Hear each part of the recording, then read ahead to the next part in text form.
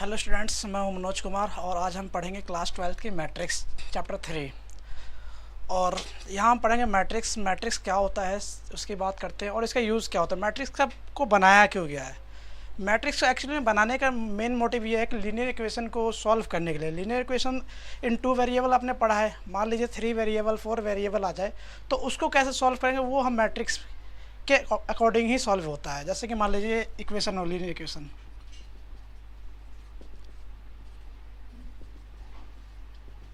जैसे ये इक्वेशन है, इसको तो हमने पढ़ा है, 9th क्लास में भी पढ़ा है और 10th में भी पढ़ा है, 11th में भी पढ़ा। तो इसको सॉल्व करने के लिए ये तो इजीली सॉल्व हो जाएगा।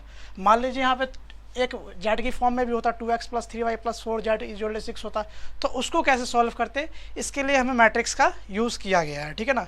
अब मैट्रिक्स होता क्या है, सबसे पहले बात करते हैं। देखिए, मैट्रिक्स को जो डिनोट किया जाता है वो एक रेक्टेंगुलर अरेंजमेंट की फॉर्म में। रेक्टेंगुलर अरेंजमेंट क्या होता है, देखिए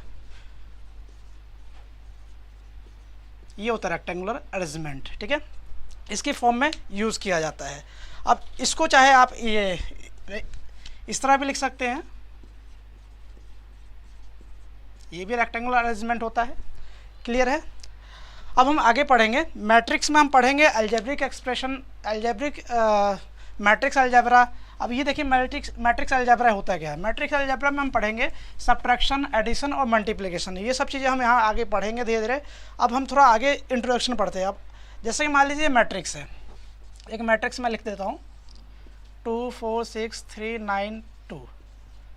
अब ये जो होता है इधर वाली जो होती है, ये कितने रो, इसे कहते हैं रो, नंबर ऑफ रो। इसे R1 R2 इससे रो कहा जाता है। ठीक है, ये रो होता है दोनों।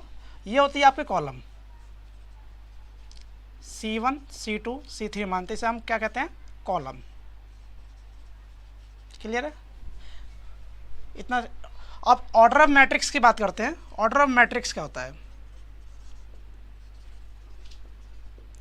ऑर्डर ऑफ मैट्रिक्स मतलब होता है आपका, जैसे कि मान लीजिए नंबर ऑफ रो, इसका formula number of row into number of column.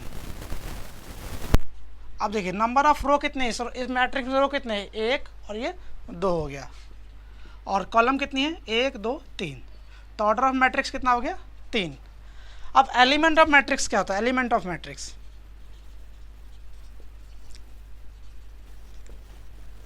देखिए एलिमेंट ऑफ मैट्रिक्स क्या होता है। जैसे कि मान लीजिए इसमें ये क्या, इसको क्या कहते हैं, ये एक एलिमेंट हो गया है, ये आपका दूसरा एलिमेंट, तीसरा, चौथा, पांचवा और छठा। अब इसको डिनोट कैसे है, इसका फॉर्मूला होता है AIJ, ये बेस में होता है AIJ। AIJ का मतलब होता है I4 होता है, I4 स्टैंड होता है आपका रो, और J4 होता है कॉलम। क्लियर है। जैसे कि मैं इस वाले मैट्रिक्स की बात करता हूँ, जैसे ये मैट्रिक्स मैं लिख लेता हूँ, इस वाले एलिमेंट की बात करते हैं 2 4 6 3 9 3। ये अगर मैं बात करता हूँ, इसमें सबसे पहले हमें क्या लिखना है, रो लिखना होता है, फिर कॉलम लिखना होता है। इसमें ये इस वाले एलिमेंट के लिए कौन सा रो है, ये फर्स्ट रो है, और कौन सा कॉलम है, फर्स्ट कॉलम है। क्लियर है। इस तरह इस वाले के लिए फर्स्ट रो है, कॉलम कौन सा, पहला और दूसरा, तो ये क्या होगा 1 2। क्लियर है। और इस वाले के लिए जैसे कि मैं बोल रहा हूँ A11 निकालना होता है, क्या होगा 2, A12 होगा तो कौन क्या होगा आपका 4, A13 क्या होगा 6, अगर A21 तो 2 मतलब क्या रो हो गया, रो सेकंड वाले रो का फर्स्ट एलिमेंट यानी 3, A22 आपका 9, A23 तो आपका 3। इतना क्लियर है। एक एग्जांपल और बताता हूँ मैं आपको।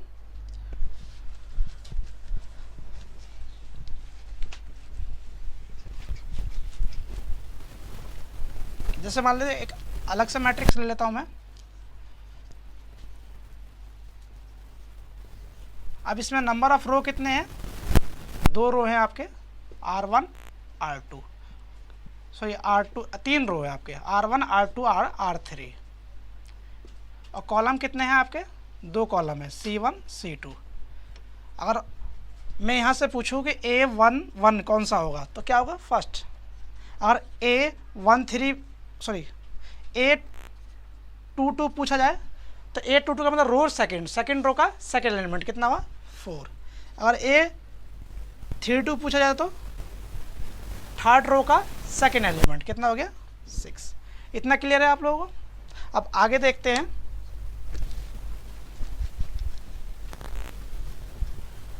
अब आगे देखते हैं टाइप्स ऑफ मैट्रिक्स पढ़ते हैं। टाइप्स कितने प्रकार के मैट्रिक्स होते हैं देखते हैं।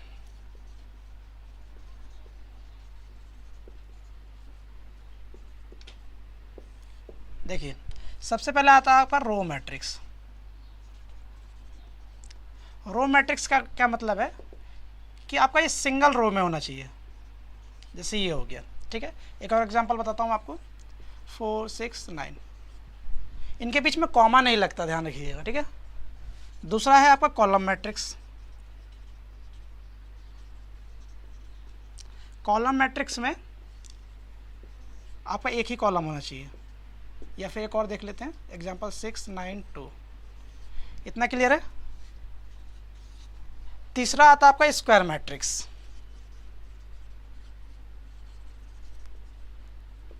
स्क्वायर मैट्रिक्स क्या होता है? स्क्वायर मैट्रिक्स का मतलब ये है कि आपका number of row is equal to number of column होना चाहिए। मतलब m is equal to m होता है number of row, m is equal to number of row, और n is equal to number of column.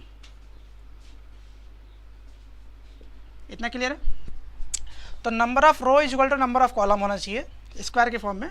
जैसे 2 2, यहाँ 3 मान लेते हैं, 6 2 4 8 9 6 2, ये हो गया। या फिर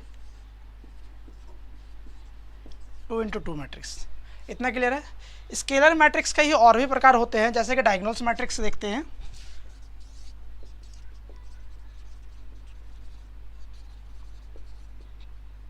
डायगोनल्स मैट्रिक्स होता क्या है, सबसे पहले ये देखते हैं। ये भी स्क्वायर मैट्रिक्स ही होता है आपका। डायगोनल्स मैट्रिक्स में बस ये होगा, डायगोनल्स उसके में ही संख्या होती है, बाकी सारी चीज़ें में क्या होता है, जीरो होता है। जैसे कि मान लीजिए 2 3 4 ले लेते हैं, बाकी सब डिजिट इसके एलिमेंट जो होंगे वो जीरो होंगे। या फिर 2 4 ले लीजिए, ये मैट्रिक्स हो गया। बस ये डायगोनल्स में इसके एलिमेंट होंगे, बाकी सब क्या होंगे, जीरो होंगे। आगे देखते हैं।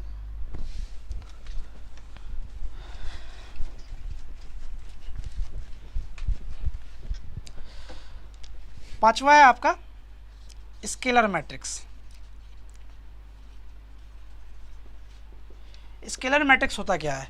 ये भी एक तरह का स्क्वायर मैट्रिक्स ही होता है, और इसे हम डायगोनल्स मैट्रिक्स पे, बस इसमें फ़र्क क्या होता है, इसके डायगोनल्स के जो एलिमेंट होते हैं वो सेम होते हैं।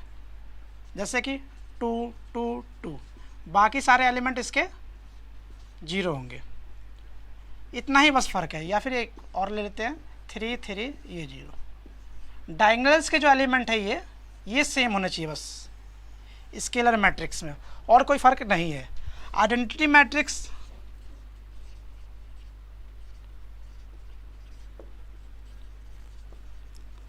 आइडेंटिटी मैट्रिक्स क्या होता है? ये भी एक तरह का आपको स्क्वायर मैट्रिक्स भी कहलाता है, डायगोनल्स मैट्रिक्स भी कहलाता है, और स्केलर मैट्रिक्स है। बस इसमें फ़र्क क्या है इन तीनों मैट्रिक्स में से?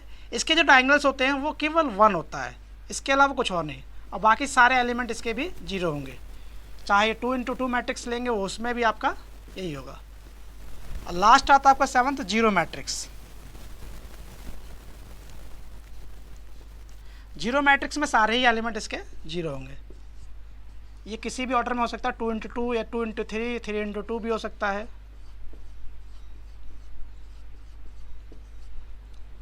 इतना क्लियर है? अब आगे हम पढ़ेंगे equality of matrix. Equality of matrix क्या होता है देखते हैं।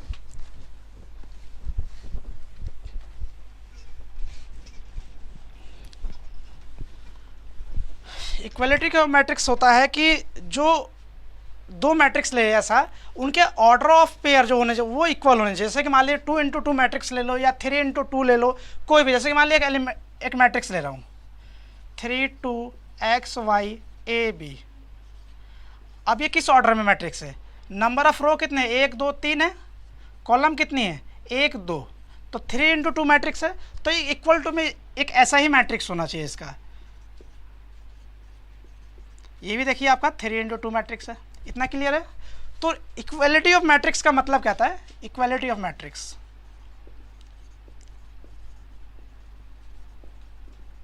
इक्वलिटी ऑफ मैट्रिक्स का मतलब ये होता है कि इसके जो भी एलिमेंट है वो कॉरस्पॉन्डिंग एलिमेंट जो तो एक दूसरे के इक्वल है। कॉरस्पॉन्डिंग एलिमेंट कहलाता है क्या, सबसे पहले बात करते हैं। जैसे कि मान लीजिए इस एलिमेंट का मैं बात करता हूँ, ये कौन सा एलिमेंट है, A21, मतलब कि ये आपका सेकेंड रो का फर्स्ट एलिमेंट है। तो इसका भी A21 एलिमेंट कौन सा, ये वाला है। तो इस ये x किसके इक्वल हो जाएगा, डायरेक्टली 3 के। क्लियर। इस तरह y किसके इक्वल हो जाएगा, कॉरस्पॉन्डिंग एलिमेंट। देखिए ये इसका कौन सा एलिमेंट है, A22 है। इस तरह A22 ये होगा 6। इस तरह A किसके इक्वल होगा 2 और B किसके इक्वल होगा 4 के। इतना क्लियर है। एक एग्जांपल और मैं आपको बताता हूँ। जैसे कि मैट्रिक्स लेता हूँ x 2 4 2 y 3 9 2 z।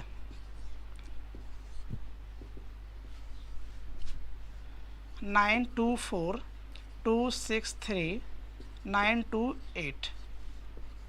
अब इसमें भी देखिए कॉरस्पॉन्डिंग एलिमेंट देखेंगे, x कौन सा है, A11 एलिमेंट है। A11 एलिमेंट इसका कौन सा 9 है, तो x इक्वल टू क्या होगा 9 हो जाएगा। इतना क्लियर है। इस तरह देखिए y किसके इक्वल है, A22 के एलिमेंट के, तो A22 एलिमेंट क्या है 6, तो y equal to 6। Corresponding element देखेंगे बस। और z किसके इक्वल है 8 के। इसी तरह